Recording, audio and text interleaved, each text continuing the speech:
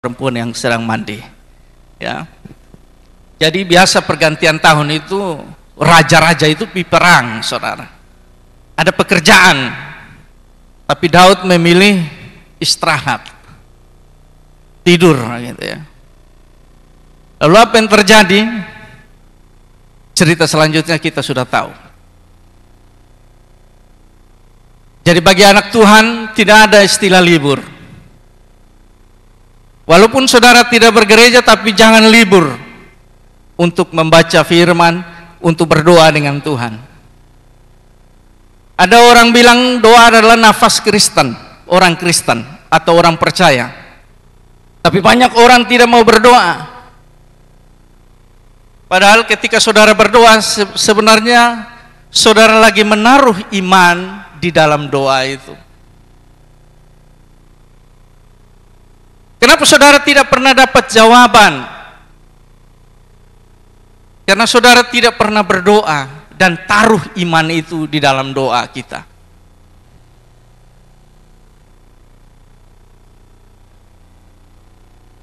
Nah, bulan Juni ini minggu terakhir, kita masih dalam suasana bulan keluarga.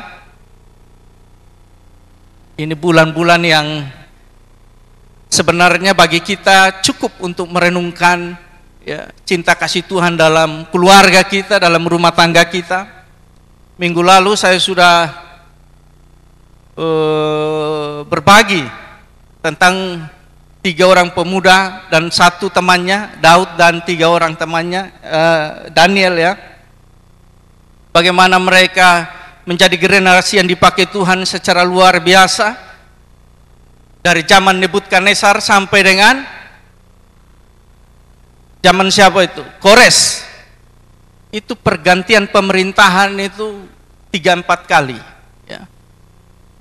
Bisa 3 kali, dari Media ke Persia, dari Babel, ya, Media terus Persia. Peta politik pun berubah. Pemerintahan berubah, raja berganti.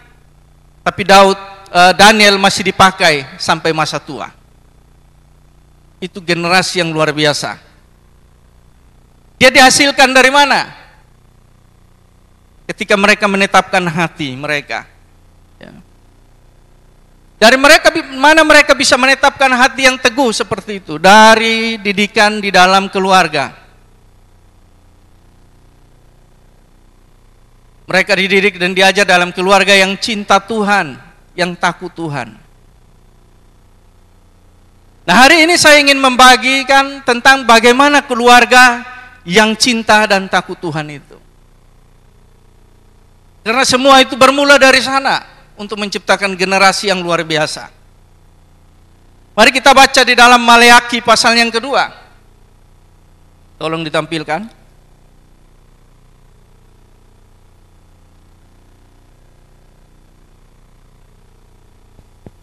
Ayatnya yang ke-14.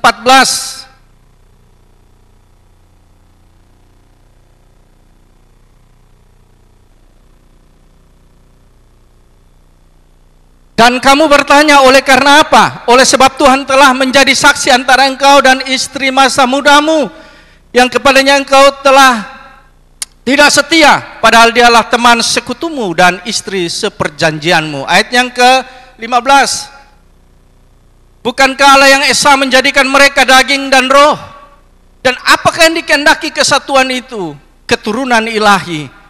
Jadi jagalah dirimu dan janganlah engkau tidak setia terhadap istri dari masa mudanya.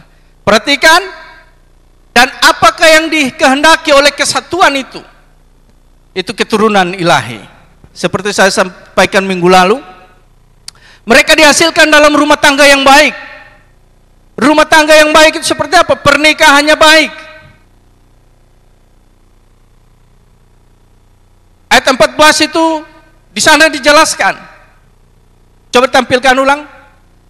Ayat 14. Oleh sebab Tuhan telah menjadi saksi antara engkau dan istri masa mudamu yang kepadanya engkau telah tidak setia, padahal dialah teman sekutumu dan istri seperjanjianmu. Saudara, pernikahan itu idenya Tuhan. Saudara, berumah tangga itu idenya itu dari Tuhan. Bukan kita yang buat itu.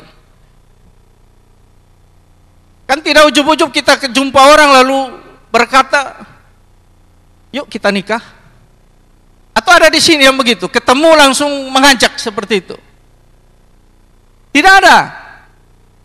Hanya orang gila saja itu. Ya. Jumpa di pasar lalu bilang, yuk nikah yuk. Atau mungkin masa anak-anak, ya. Saudara main nikah-nikahan itu. Saya mau tanya, sudah cerai waktu itu tidak? Yang suka main anak rumah itu. Jadi papa mama di masa kecil ini, jangan-jangan belum cerai itu dari kecil itu ya. Jadi pernikahan itu idenya Tuhan. Karena kalau idenya Tuhan, berarti Tuhan tahu yang terbaik untuk rumah tangga kita, keluarga kita. Amin.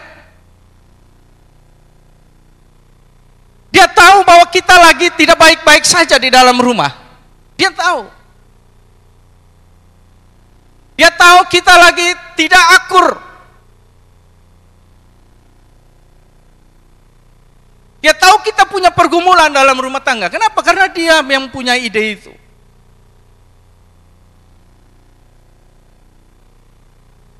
Jadi kalau kita punya masalah dalam rumah tangga, datang pada Tuhan. Kenapa? Karena Dia yang punya itu barang. Jangan saudara punya masalah lalu cari pengacara di kota ini terbaik siapa? Ya toh? Lalu ajukan cerai. Alkitab bilang apa? Apa yang sudah disatukan Tuhan tidak boleh diceraikan manusia. Tapi ada adagium di masyarakat. Apa yang dipersatukan Tuhan diceraikan oleh pengadilan. Itu bahasa yang biasa kita dengar.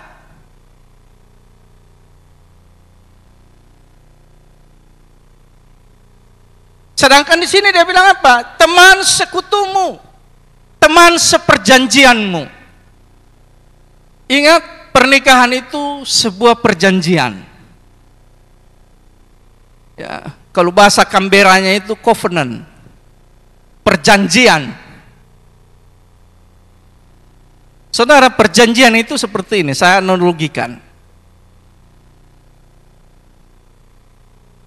Saudara pernah tempel kertas dengan kertas atau perangko?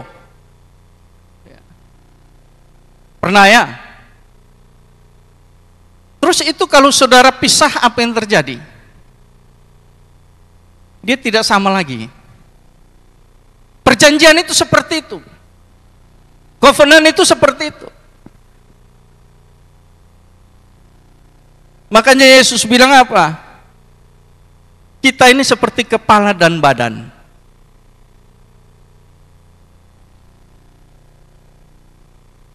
Apakah kepala saudara boleh pisah dari badan?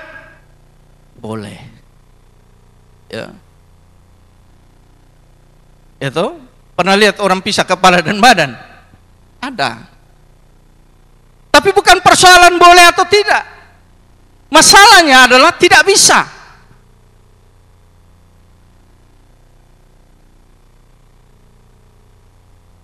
Apakah kepala itu boleh pisah dari badan? Boleh. Tapi persoalannya tidak bisa. Kalau pisah berarti mati. Sama perjanjian dalam pernikahan itu seperti itu. Makanya Alkitab bilang apa? Yang bisa pisahkan perkawinan itu adalah kematian.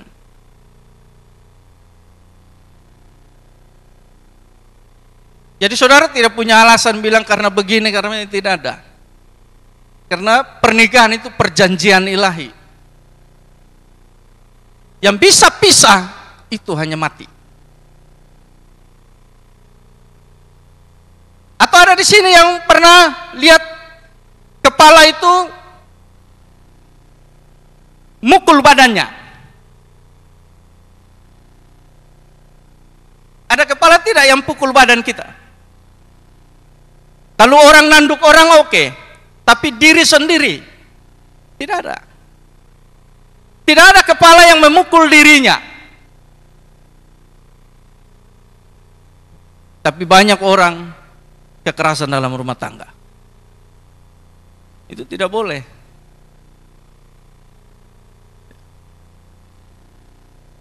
Pernikahan itu perjanjian ilahi. Dia tidak bisa dipisahkan kecuali oleh kematian. Itu yang benar. Tapi dia begini, tapi dia begitu, tapi dia begini. Nanti kita sampai di situ. Kenapa sampai dia begini, dia begitu? Ya tahu? Karena itu sudah diceritakan di dalam Amsal.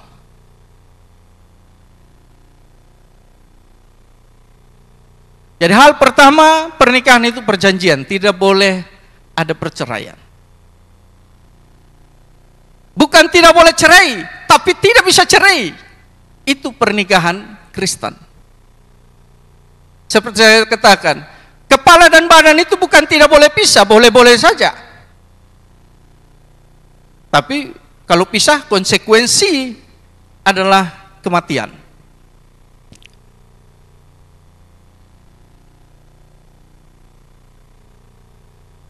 Supaya apa? Kita bisa menghasilkan generasi ilahi itu.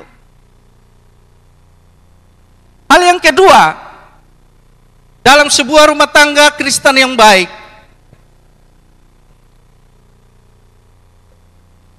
pernikahan itu harus dipelihara di dalam kesatuan.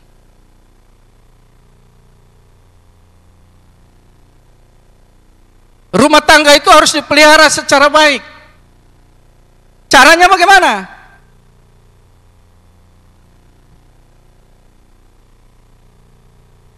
Ini saya tidak berbagi dari kehidupan orang lain seperti kesaksian saudara kita tadi. Saya sudah katakan saya sudah menikah beberapa tahun. Ya. Artinya badai 5 tahunan menurut survei itu saya sudah lewati. Karena usia pernikahan saya sudah di atas 5 tahun.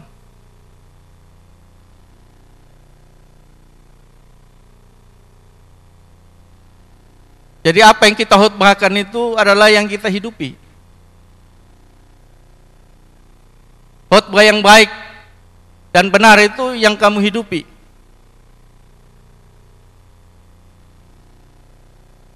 Bukan katanya.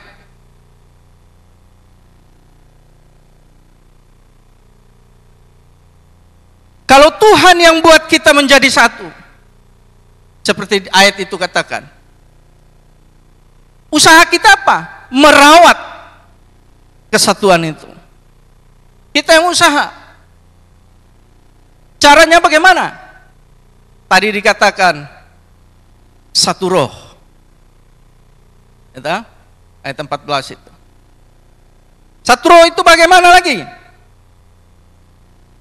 Dalam rumah itu harus ada mesbah keluarga. Tidak usah yang terlalu formal lah.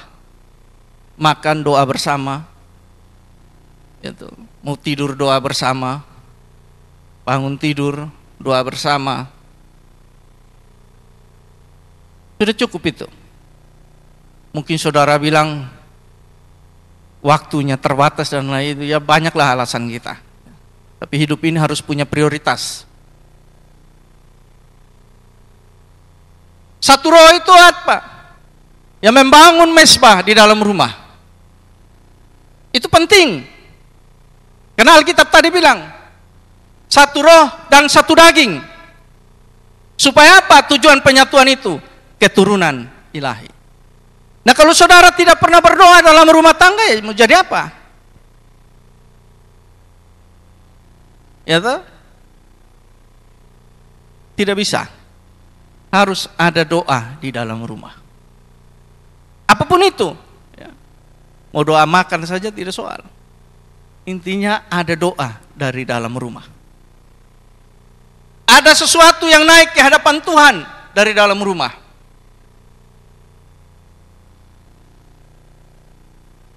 Hal yang kedua, satu jiwa. Tadi satu roh, satu jiwa. itu. Jiwa itu berkaitan dengan respek kita terhadap orang lain. Jadi dalam keluarga itu harus ada komunikasi yang jujur dan tidak ada yang disembunyikan. Kenapa? Karena secara natural, secara alamiah, istri itu merasa dikasihi kalau ada komunikasi yang baik. Apalagi kalau dia didengar. Ya tahu? Kalau istri lagi cerita itu dengar saja. Karena apa? Kalau kita dengar, dia rasa dia dikasihi. Jangan dia baru mau cerita, baik capek nih. Ya tahu? Sementara saya besok sajalah. Lu tidak lihat orang ada kerja ini. Nah, itu tidak bisa. Karena secara alami, kalau kita mendengar istri merasa dia dikasihi. Kau tidak usah kasih macam-macam lah. Gitu. Komunikasi itu penting.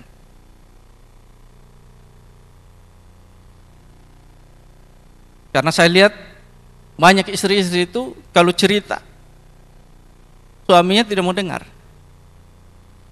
Seperti saya bilang, kalau kamu tidak dengar, di luar sana ada orang banyak mau dengar. Ya toh?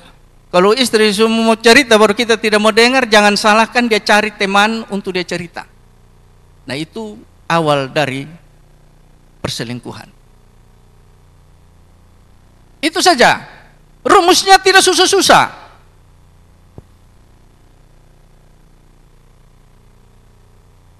Jangan salah juga kalau istri pergi tetangga lalu bercerita di sana. Kenapa? Karena di rumah tidak ada yang mau dengar dia cerita. Lalu pergi tangga cerita, akhirnya jadi gosip dan lain sebagainya. Dan berakhir di mana? Dari RT naik RW, RW naik kepala desa, dari kepala desa pergi di pengadilan, polisi. Kenapa? Oh, dia cerita sapu nama. Selesai ini, rame sudah kita itu.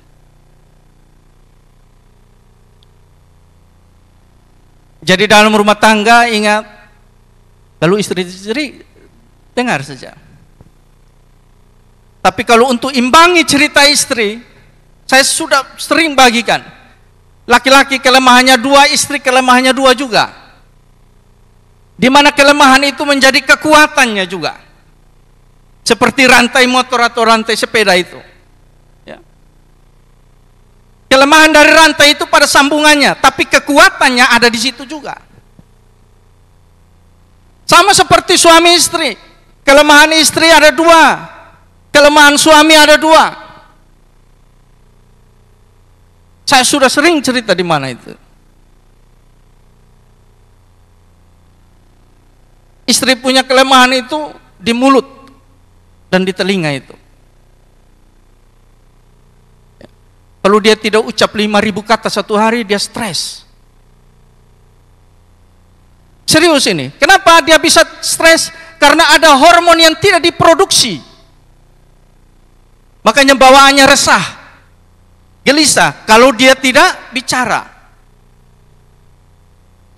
Dan satu hari itu harus 5.000 kata. Itu hasil penelitian. Kalau di bawah situ berarti susah sudah. Uring-uringan sudah dia itu. Suruh mandi sebentar saja. Itu. Suruh masak, tunggulah.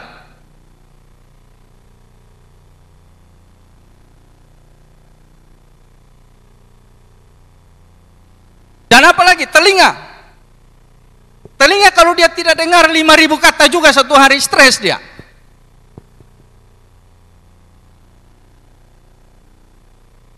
Makanya istri itu diajak komunikasi, saudara. Jadi jangan salah kalau hanya pergi beli garam di kios lagi masak itu ya. Garam atau masako di kios itu bakalan lama, saudara. Ya. Biar ada tumis sayur situ, lupa beli masako, pergi kios, itu akan lama sedikit di sana. Lalu pulang. Kenapa? Apalagi tambah deh mama yang jaga warung, lu sudah dengar? Oh, panjang. Sudah dengar? Waduh, itu bukan minta masakonya. Dudusin dulu. Wah, itu panjang sudah itu. 5.000 kata itu melampaui, saudara. Ya. Jadi itu, komunikasi itu penting. Kenapa? Karena itu berkaitan dengan soul, jiwanya. Makanya kalau istri-istri yang sering teriak-teriak sendiri di rumah, itu jiwanya lagi terganggu. Ya, serius ini. Kenapa? 5.000 kata itu tadi. Ya. Coba kalau ada sesuatu yang bisa ukur kata kita yang keluar, lalu apa yang kita dengar itu 5.000, posisi kita aman, saudara.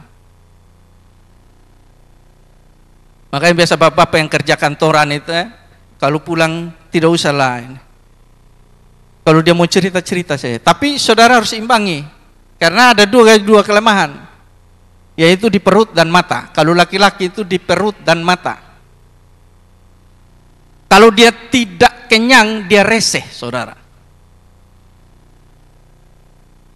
Itu kelemahannya. Jadi istri saya tahu, kalau saya belum kenyang, reseh di rumah situ. Ya. Itu kelemahan sekaligus kekuatan. Jadi kalau dia suka kenyang, aman sudah. Lu mau cerita lebih dari 5.000 kata, dia dengar. Karena perut su aman, ya toh? Mama cerita sudah. Jadi kalau mama mau cerita sesuatu, kasih bapak makan dulu. Jangan dia lapar baru kamu cerita, wah itu naik pitam sudah itu. Ya toh? Kasih makan dulu, ya. Lalu kamu cerita. Itu dia bilang, dia akan dengar. Ya. Sampai tidur di situ pun yang penting dia kenyang dulu. Ya, belum sampai 5.000 dia sudah tidur itu. Karena kelemahan dan kekuatannya di situ. Jadi kalau mau ngobrol bapak, kasih makan. Hal yang kedua di mata. Jadi kalau suamimu sudah mulai pakai reben, berdoa kuat. Kenapa? Karena dia pun mata, dia pun kepala lurus, dia pun mata belok. Itu sudah naturalnya. Kenapa? Karena dari sananya laki-laki itu mau yang enaknya saja. Sudah dari sananya. Hawa kasih makan, dia yang kenyang, dia yang kasih makan. Ya toh? Nah itu. Jadi sudah kodratnya dari sana, laki-laki itu hanya mau enak. Kalau kebutuhan biologisnya dipenuhi itu tadi, makan, minum, aman dia.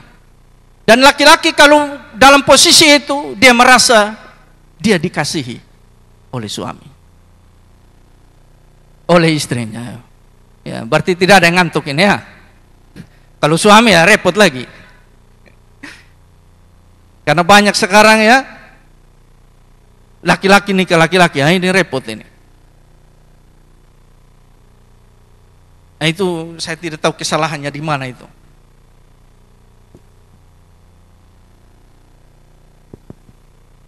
Jadi dua hal itu terkait jiwa, satu jiwa.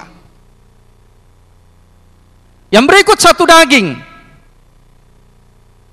Sedaging ini itu bicara tentang sebuah hubungan yang sangat intim. Bukan hubungan intim ya. Hubungan yang sangat intim. Hubungan ini tidak bisa kita dapat dari hubungan sekedar orang tua dan anak, tidak bisa. Atau sekedar saudara kita, tidak bisa. Karena hubungan sedaging itu hubungan yang sangat-sangat intim.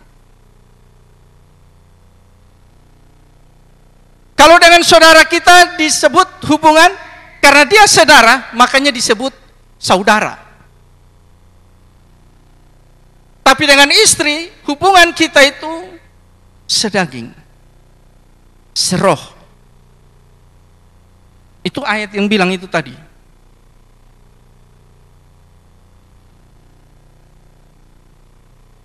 Seroh. dan sedaging. Jadi susah saudara. Ini hubungan yang luar biasa. Makanya ada satu percobaan. Biasalah kita nonton itu ya. Coba tuliskan beberapa nama orang yang kamu kasihi dalam hidup ini. Ada bapak, mama, opa, oma, saudara, anak, istri, tetangga. Lalu disuruh hapus satu persatu. Itu eksperimen. Dan sisa istri dan anak. Lalu disuruh tinggalkan satu. Maka orang akan memilih istri. Kenapa? Karena itu tadi, istri masa mudamu sampai tua. Kalau anak dia menikah dia pergi. Tapi istri dia akan tinggal selama-lamanya di situ. Kamu berak di celana di situ, istrimu yang rawat. Dia tidak mungkin panggil istri orang lain, tidak ada. Tidak ada itu. Atau ada di sini yang suaminya sakit dia panggil mama di sebelah. Tidak ada. Jadi hubungan sedaging itu sangat luar biasa.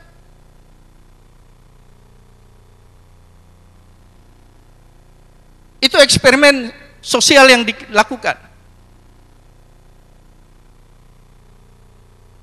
Makanya kenapa keluarga itu diberkati.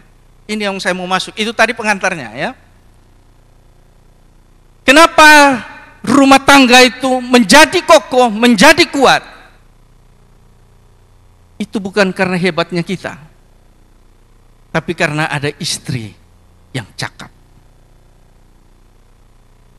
Makanya disebut dalam Alkitab istri itu penolong. Jadi berbahagialah kita yang sudah menikah. Amin. Amin saudara. Kenapa? Amsal 18 ayat 22. Coba Pak buka di sana. Jadi kalau yang sudah menikah jangan sia-siakan istrimu. Amin.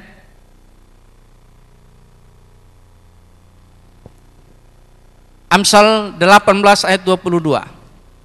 Siapa mendapat istri mendapat sesuatu yang baik dan ia dikenan Tuhan. Jadi kalau kamu sudah punya istri jangan protes lagi. Kayaknya ini bukan saya pun jodoh nih Tuhan. Ya, saya salah jodoh ini. Tidak ada. Kalau sudah dipersatukan itulah jodohmu. Jadi jangan cuma nikah baru bilang kita tidak berjodoh ini. Itu kamu saja yang karang-karang itu. Karena apa yang sudah dipersatukan Tuhan tidak bisa diceraikan manusia. Jadi berbahagialah kita yang sudah punya istri. Jangan sia-siakan. Kenapa? Karena itu berkenan kepada Tuhan dan itu pemberian yang terbaik. Amin. Kenapa dia jadi pemberian terbaik? Nyium batuk saja teh datang, ya toh? Sering saya bilang itu. Kalau suami istri, kalau dia sudah betul-betul satu daging, satu roh, tidak ada bahasa yang tidak bisa dimengerti dalam rumah tangga. Tidak ada. Dengan lirikan mata saja tahu, ini papa mau apa, ini mama mau apa, ya toh? Apalagi dengan batuk saja.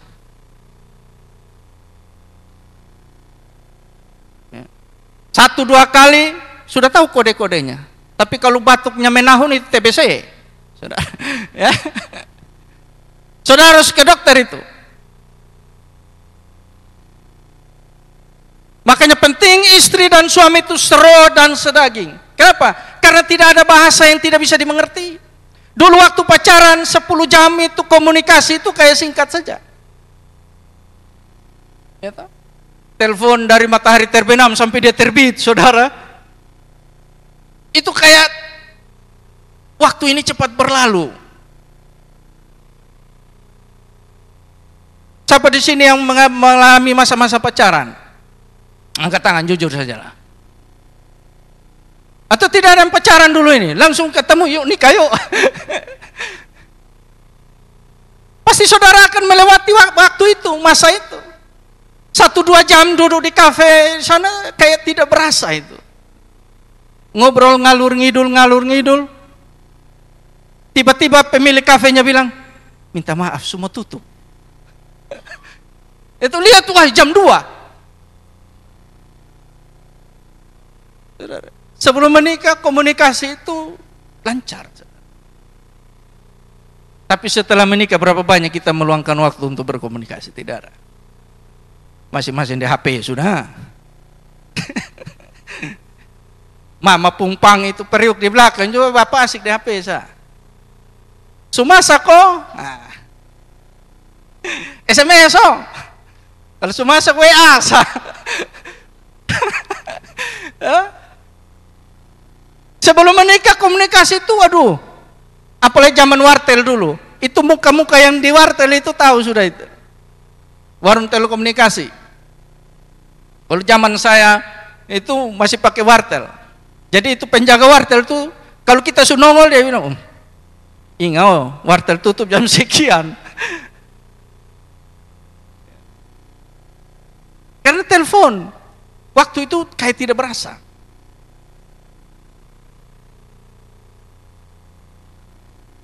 Tapi saya dengan istri saya tidak pernah pacaran. Ya. Makanya setelah menikah itu komunikasi itu penting. Tapi kami sudah saling mengenal. Tidak pacaran tapi saling mengenal. Celakanya tidak pacaran tidak saling kenal, hanya lihat di Facebook sah.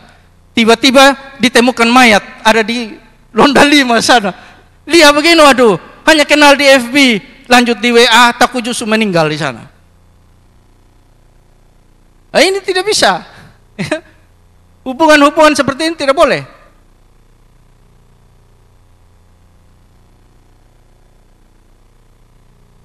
Nah itu satu daging.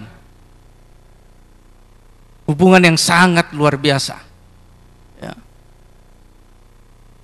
Kalau kita sudah satu roh, satu daging, dari muka saja lihat, oh ini papa lagi lapar. Tidak perlu omong, mah lapar, tidak ada. Dia lihat saya ini posisi lapar ini. Yuk kita keluar makan. Keren toh? Jangan kamu pacaran keliling orang puana tidak singgah-singgah juga. Orang puana pulang gak mata dingin, gak ringat alus-alus. Ya toh? Lalu saudara bilang, kenapa kau so nervous dengan saya ini? Bukan nervous, orang puana kelaparan ini. Ya. Kamu sudah keliling satu banyak pun ini tidak singgah juga. Lewat Mr. Cafe lewat sah. El Cafe lewat, waduh. Kopi dari hati lewat. Ya. Bahaya ini saudara ya. Jangan hanya kasih modal 2.000, 3.000 dulu di taman kota kasih habis itu gorengan, tidak ada guna itu. Ya. Bawa orang puana tanggung jawab. Ya, toh. Kenapa? Karena kalau dia jadi istrimu kan keren, dia sehat jasmani rohani. Tapi kalau selama pacaran dengan kau kasih puasa sama dia agak repot ini. Ya toh? Jadi yang muda-muda nih kalau belum ada modal jangan coba-coba keluar rumah. Pi bertamu saya di rumah wanita itu. Saya dulu kalau tidak ada modal nekat pi bertamu di rumah. Supaya apa? Disuguhin kopi, kalau ada gorengan kue dikasih. Kenyang kita toh. Sehat. Daripada kamu bawa dia pita putar sampai di patung kuda sana.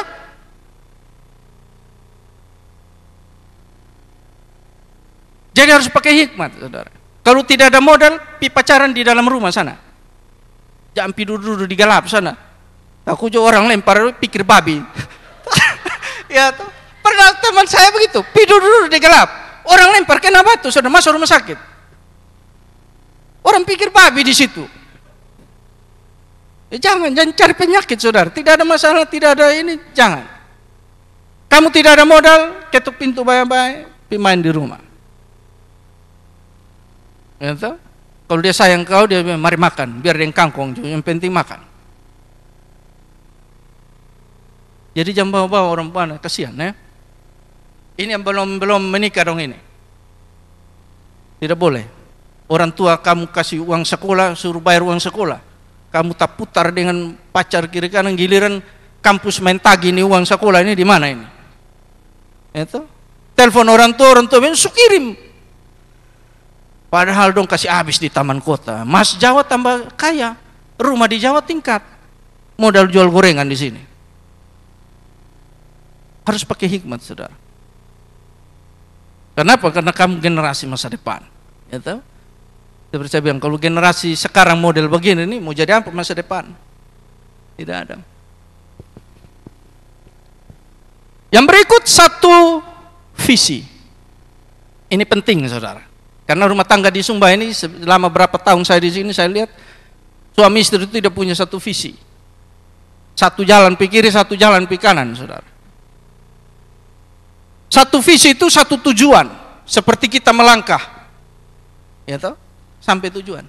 Tapi kalau istri pikir kanan, suami pikir kiri, ngangkang saudara jalan. Tidak jelas, tidak sampai tujuan. Ya toh? Makanya banyak rumah tangga di sini itu tidak punya tujuan. Suami usaha ini, istri tidak dukung, tidak jadi apa-apa itu usaha. Istri mau begini, suami tidak mendukung, tidak jadi apa-apa itu. Akhirnya selama menikah numpang di rumah orang tua, ini celaka. Nah giliran mertua batuk saja kita jadi masalah, ya kan? Tersinggung. Banyak itu saya temui. Harus satu visi, satu tujuan. Jadi sebelum menikah itu tanya, ya, kalau pendeta yang ini setelah nikah ini mau bagaimana kamu punya rumah tangga? Itu harus jelas. Kenapa? Karena setelah pemberkatan itu ada yang sesuatu yang diucapkan.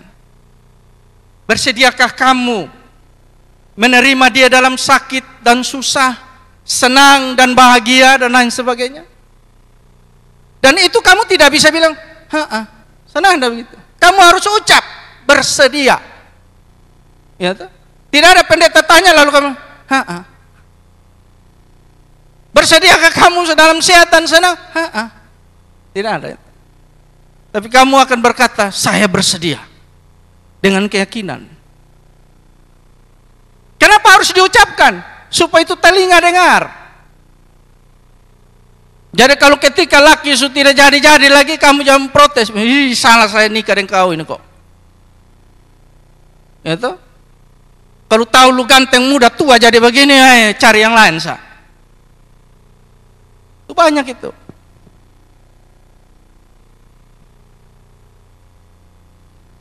Sepanjang saya jalan di sini, saya tidak menemukan rumah tangga itu satu visi. Bapak mau kerja ini, mama bilang, tidak bagus itu. Lain sebagainya. Mama mau buat ini, usaha ini, jualan online, bapak tukang protes. Lu hanya hari-hari HP sah, lu hari-hari HP sah. Padahal mama ada jual online. Gitu? Nah ini saya tidak satu visi. Dan yang terakhir, satu keuangan.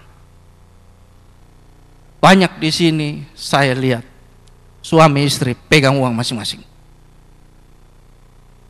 Serius ini. Ya. Serius ini.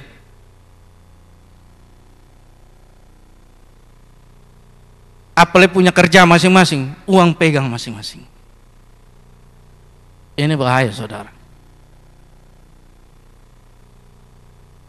Saya banyak bertanya pada orang-orang tua yang sudah menikah dan langgeng sampai maut memisahkan. Pesan mereka tidak jauh-jauh juga. Mereka bilang apa? Keuangan itu satu saja. Akun bank boleh banyak, tapi pemegang kendalinya itu satu saja. Dan dia bilang saya begini,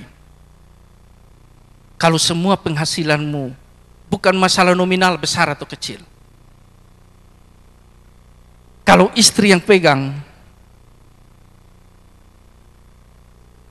aman itu. Kenapa? Coba kamu hitung, misalkan gajimu 1 juta, misalkan. Kalau kasih istri pegang, lalu kamu minta 1 hari, kamu minta sekian. Coba kamu hitung, ini fakta. Yang kamu minta itu lebih dari 1 juta itu. Kamu coba praktek. Saya dengan istri, semua istri yang pegang. Tapi kami punya 2 dapur, karena istri saya tugasnya di Baing, saya di Waingapu. Dan sejak kami menikah, saya mencatat setiap pengeluaran. Istri saya ada. Dan pengeluaran saya saja di Waingapu dengan 1 orang anak, setiap bulan di atas 10 juta. Gaji saya tidak sampai. Itu di luar bayar kos istri, di luar listrik lain, dia tahu itu. Tapi catatan saya setiap bulan, hari ini per bulan ini 10.192.000 pengeluaran saya di Waingapu. Kalau makan begitu saja. Gaji saya tidak sampai. Makanya penting keuangan itu istri yang kelola. Bagaimana caranya? Saudara pasti bingung. Mau kali bagi seperti apa? Saudara pasti bingung. Saya sendiri bingung, istri saya pun bingung. Tapi rahasianya ada. Ini baru masuk inti khotbah saya. Tidak apa-apa ya, lama. Amsal 31 ayat 10.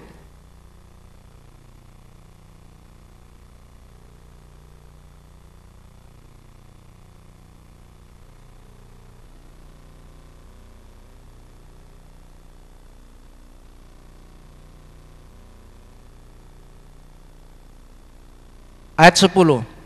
Istri yang cakap, siapakah akan mendapatkannya? Ia lebih berharga dari permata. Keren tidak ini? Cukup di situ dulu, ya, tahan di situ dulu. Makanya saya bilang yang dapat istri bersyukur. Kenapa? Karena kamu dapat pemberian terbaik dari Tuhan dan Dia berkenan. Ayat ini bilang apa? Istri yang cakap, siapakah akan mendapatkannya? Ia lebih berharga dari permata, saudara. Jadi dapat istri yang cakap ini luar biasa. Saudara tidak butuh yang lain. Dan jangan juga karena ini ayat lalu istri bilang, "Pak, saya tidak tahu masak." Iya toh? Saya tidak tahu bikin kue, saya tidak tahu masak.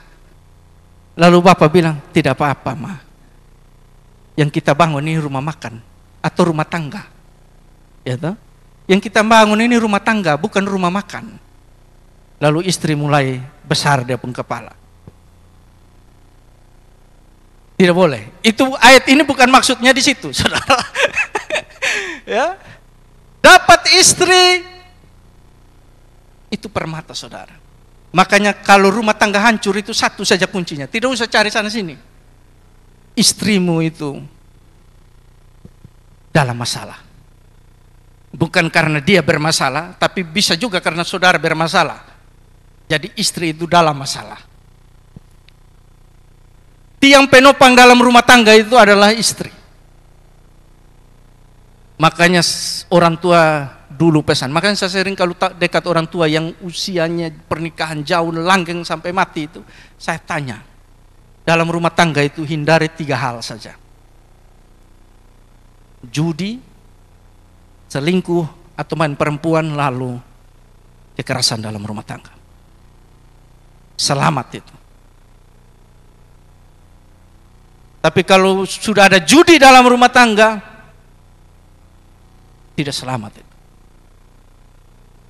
Kalau sudah main pukul istri, tidak selamat itu. Ayat ini menjelaskan. Nanti kita lihat satu-satu.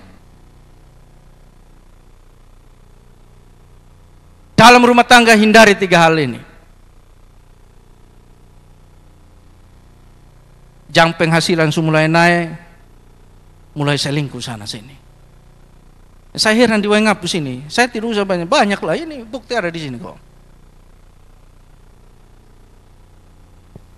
istri sah diabaikan, istri orang disayang. Ini kan heran saya ini.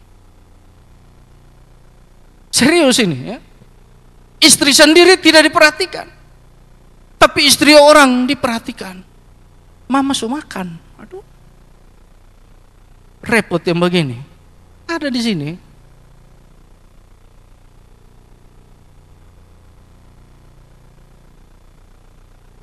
Anak terlantar tidak kuliah, tapi orang tua anak dia kasih kuliah.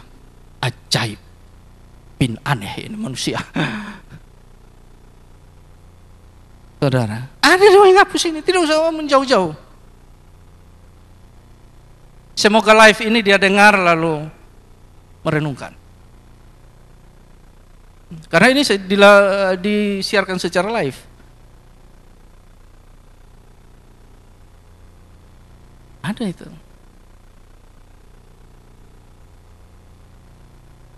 Jadi rumah tanggamu bagus, baik dengan istri. Amin. Harus baik dengan istri. Kenapa? Karena dia permata, saudara. Makanya biasa orang kalau selingkuh itu dia pun selingkuhan itu jelek minta ampun. Bukan saya muka, sifat juga jelek. Ini saya kasih tahu ini. Ya. Mau selingkuh dari laki-laki, mau selingkuh dari perempuan sama, hasilnya jauh.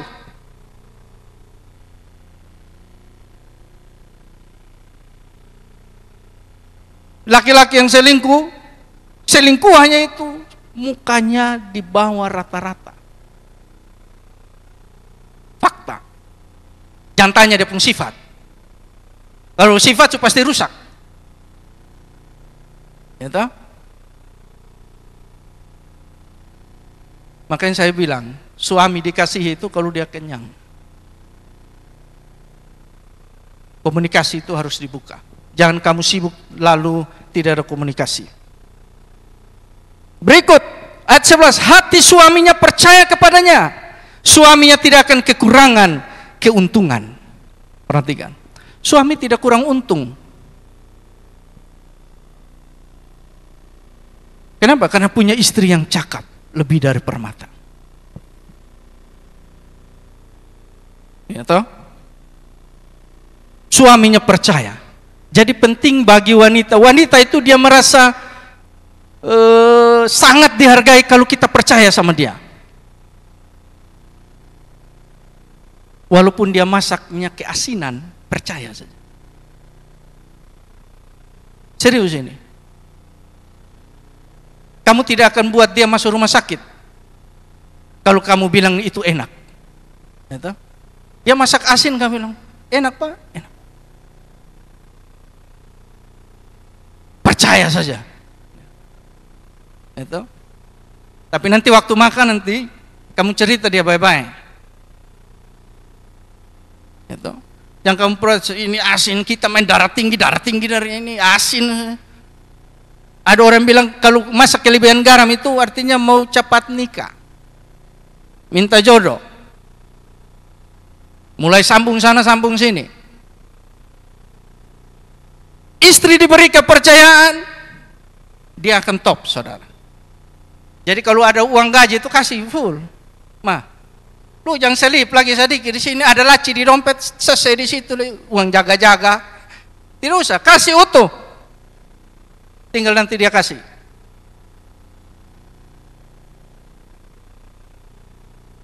Saya begitu, minta transfer, istri transfer. Padahal gaji tidak seberapa. Pengeluaran besar di uang ngapus saya. Jadi suaminya tidak kurang untung kalau istri dipercayai. Jangan lu baru kasih uang 250 lalu bilang, hei makan dengan kangkung sah, ya toh. Main sayur sudah lama terus kayak kambing, makan daun terus. Mulai protes. Kalau sudah kasih percaya sudah dia kelola itu. Mau ikan asin kah, bersyukur itu. Yang kamu suka kasih, kamu percaya lalu kamu ungkit-ungkit. Yang sampai mama sudah beli produk baru lah ini. Itu. Ada krim keluaran terbaru itu. Ya. Mama aja ada promosi itu. Nah, tidak. Kalau saudara sudah percaya, percaya. Kenapa? Karena suami tidak kurang keuntungannya. Ayat berikut, ia berbuat baik kepada suaminya dan tidak berbuat jahat sepanjang umurnya. Istri yang cakap itu apa? Yang buat baik dengan suaminya. Tidak jahat, saudara. Jangan bapak suruh bikin kopi lalu dia aduk situ dengan omelan. Lu ini man kopi pagi siang sore kopi. Tahu gula ini mahal. Nah, itu kejahatan, saudara. Istri yang baik itu tidak begitu. Ya, dia baik terhadap suaminya bikin kopi. Papa, kopi sudah jadi nih. Meretame. Ya tuh. Bila perlu kalau saudara bikin kopi tanya, Pak, minum kosong kok? Gorengan di SMA apa Yeti itu masih ada tuh.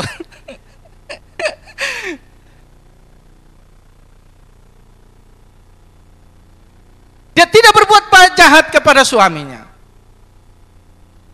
Mengomel itu berbuat jahat, saudara. Saudara jangan bilang begini mulu mama, tidak, itu kejahatan, saudara. Ini saya omong memang. Ya, itu kejahatan. Yang mengomel sepanjang hari itu kejahatan. Kenapa? Karena kamu tidak pernah bisa mengontrol perkataan yang keluar, saudara. Kalau dia nancapnya sakit atau membuat luka, itu sulit untuk dipulihkan. Makanya hidup dikuasai lidah. Amin. Amsal 18 ayat 21 itu tadi, di atas yang 22 itu. Hidup dan mati dikuasai lidah. Coba ditampilkan itu.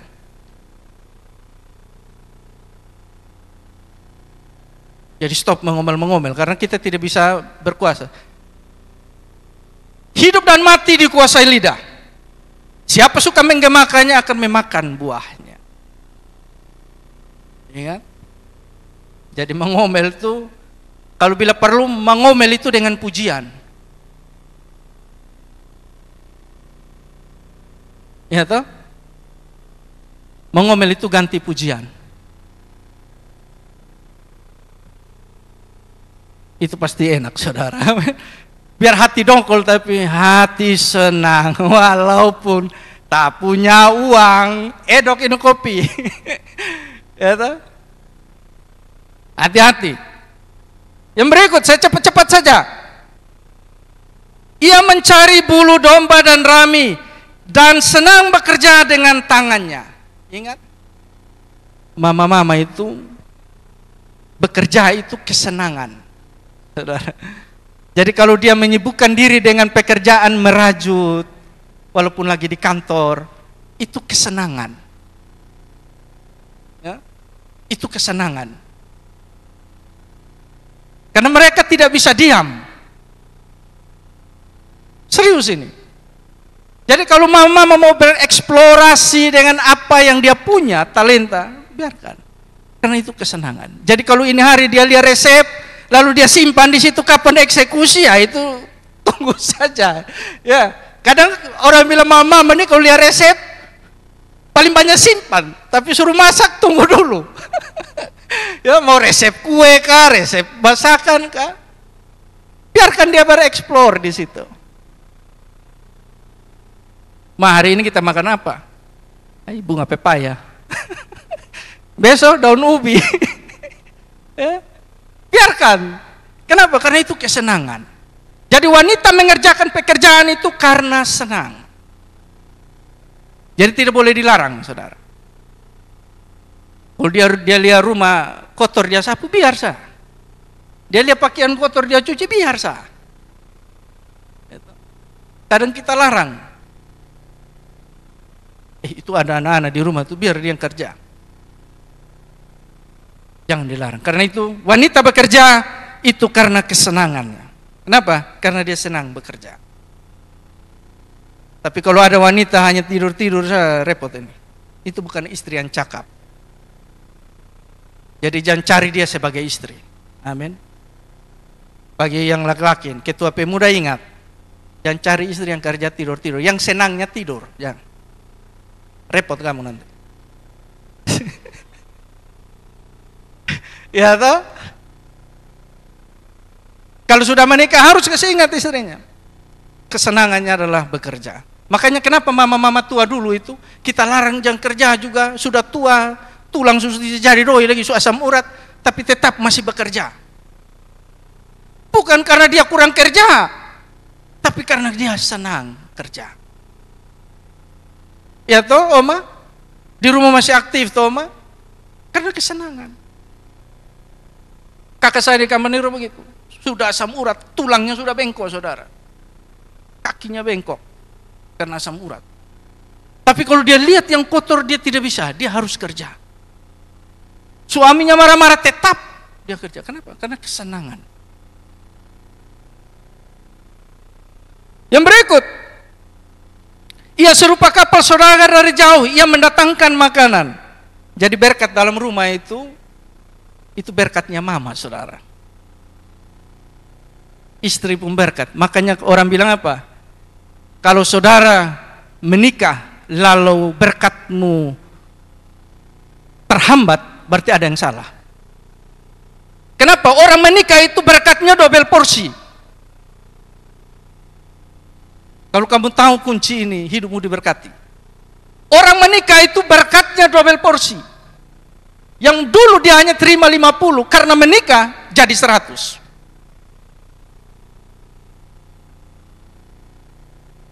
Makanya tidak ada orang pernah menyesal kalau menikah. Yang menyesal itu orang yang tidak paham saja. Serius, saudara. Kita faktanya banyak kok.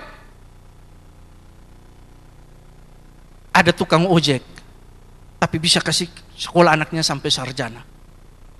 Dari mana? Bukan karena dia hebat, kaya, bukan. Seperti saya bilang, berkat Tuhanlah yang menjadikan kita kaya. Susah payahmu tidak menambah satu pun di situ. Bagaimana makanan itu sebagai kapal-kapal saudagar datang? Ya karena ada mama di situ, ada istri yang cakap. Jadi kalau di rumah habis beras, berarti mama ini yang salah. Dengar cerita janda di Sarfat, makanannya sudah mau habis. Tapi karena keputusan bijaksananya, dia masih diberkati sampai bertahun-tahun. Jadi jampulan sini lalu bapak bakal ada mama, gara-gara lu beras habis nih. Ya bukan itu ya. Tapi kesatuan roh dan daging itu tadi.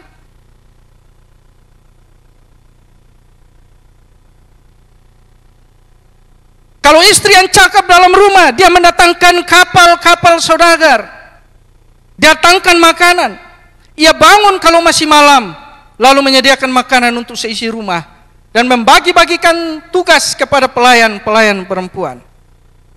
Ini. Kalau istri-istri di rumah bangun subuh, itu keren, saudara.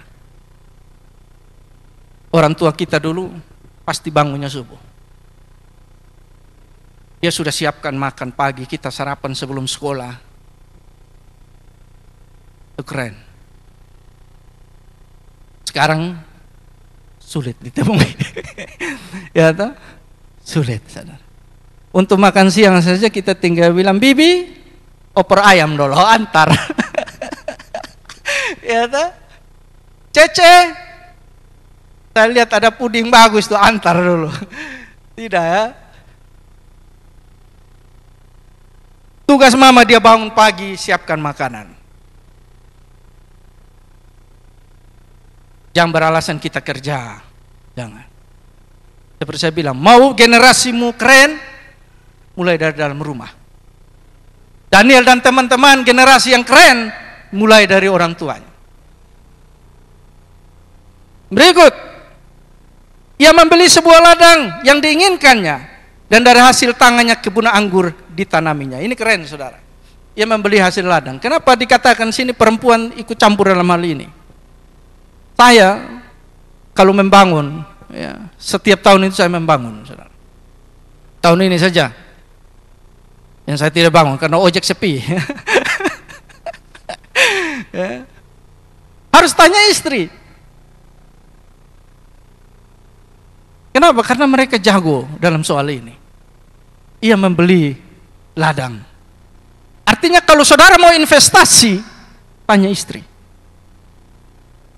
Yang karena saudara pengalaman di sini sekolah bisnis lalu hajar saja, tidak ada. Berapa banyak yang jatuh bangkrut karena tidak melibatkan istri.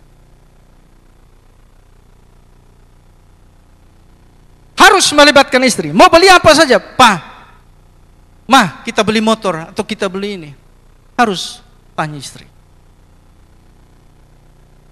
Tidak boleh kamu kerja sendiri. Kenapa? Karena dia punya feeling bagus, saudara. Istri itu feelingnya bagus. Makanya pengusaha sukses, kamu baca biografinya, semua orang, mau Yusuf Hamka, itu pasti dengar istri. Laki-laki sukses itu biasa dengar istri. Makanya orang bilang apa? Pada laki-laki sukses, di belakangnya itu ada istri yang cakap. Jadi itu bukan sebuah adagium biasa, tidak.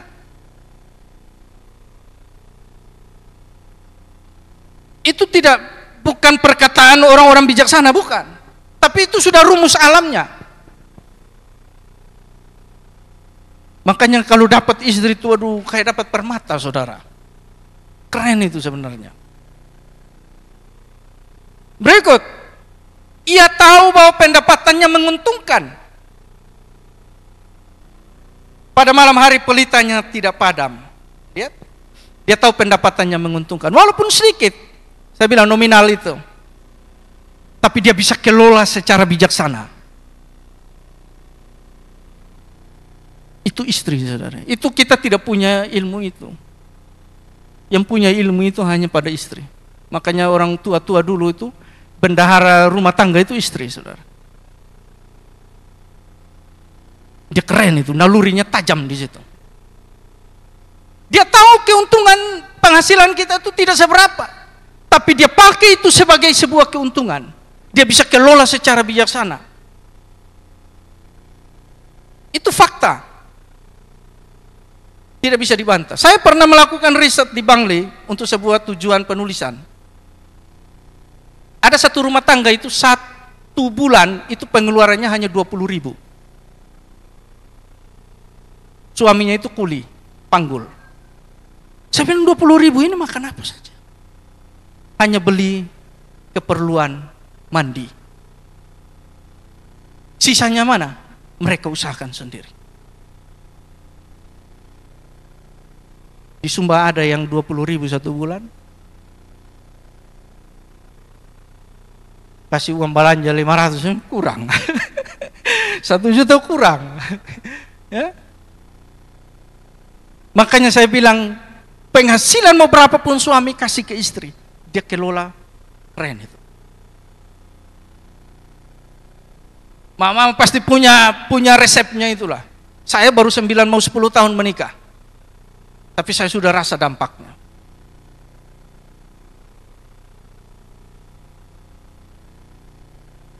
Ia tidak takut kepada salju untuk seisi rumah, karena seluruh isi rumahnya berpakaian rangkap. Dan lain sebagainya. Ya. Makanan kemalasan tidak dimakannya. Ayat yang ke-30, 29, 28 dulu. Anak-anaknya bangun dan menyebutnya berbahagia, pula suaminya memuji dia. Anak-anak bangun bilang, aduh, mama ini Tuhan berkati. Suami juga harus puji dia, amin. Bangun tidur ada masih belum gosok gigi, rambut masih acak-acakan. Puji dia, mama cantik ini hari. Keren itu, saudara. Dia mau protes di situ, protes saja. Berapa banyak kita yang bangun tidur omong itu? Tidak ada, saya rasa. Mama cantik hari ini. Malah mama bilang, Beke mau muntah sah. Bapak nih Beke kita kayak mau muntah sah. Aduh.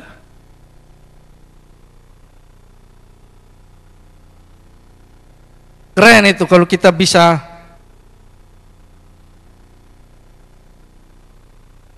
Ayat 23 tadi, suaminya dikenal di pintu gerbang kalau ia duduk bersama para tuan negeri. Makanya dalam diri suami yang sukses ada istri di belakangnya. Suaminya duduk di pintu gerbang, orang kenal. Bukan karena dia hebat, tapi karena istrinya. Keren itu, saudara. Habibie itu cerita banyak. Banyak yang kejar istrinya, tapi dia malas tahu, ya tahu? Dapat, dan hidup rumah tangga mereka keren. Ada istri. Jadi tiang penopang keluarga itu adalah istri. Banyak wanita telah berbuat baik, tetapi aku melebihi mereka. Kemolekan adalah bohong dan kecantikan adalah sia-sia. Tetapi istri yang takut akan Tuhan dipuji-puji. Istri yang takut Tuhan. Dalam rumah tangga yang berkenan, yang anak-anaknya bisa menetapkan hati, yang diajarkan apa? Cinta Tuhan, takut Tuhan. Jadi dalam rumah tangga kita, pada bulan keluarga ini, saya hanya mau titip pesan. Jadilah keluarga yang cinta dan takut Tuhan. Amin. Karena daripadanya generasi mendatang itu dilahirkan.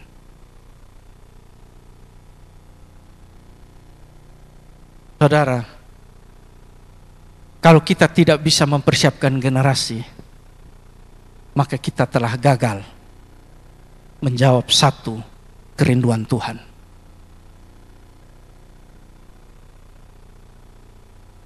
Yaitu menciptakan generasi yang takut akan Tuhan. Tuhan tidak pesan di Adam beranak cucu bertambah banyak hanya begitu, tidak. Tapi dia mau Adam ajar mereka tentang hal yang baik. Tentang bagaimana cinta Tuhan, tentang bagaimana takut Tuhan. Agar generasi ilahi ini menjadi generasi yang patut diperhitungkan. Kita mungkin tidak lihat, saudara. Banyak kisah Alkitab, Nuh, Henok, dan lain sebagainya.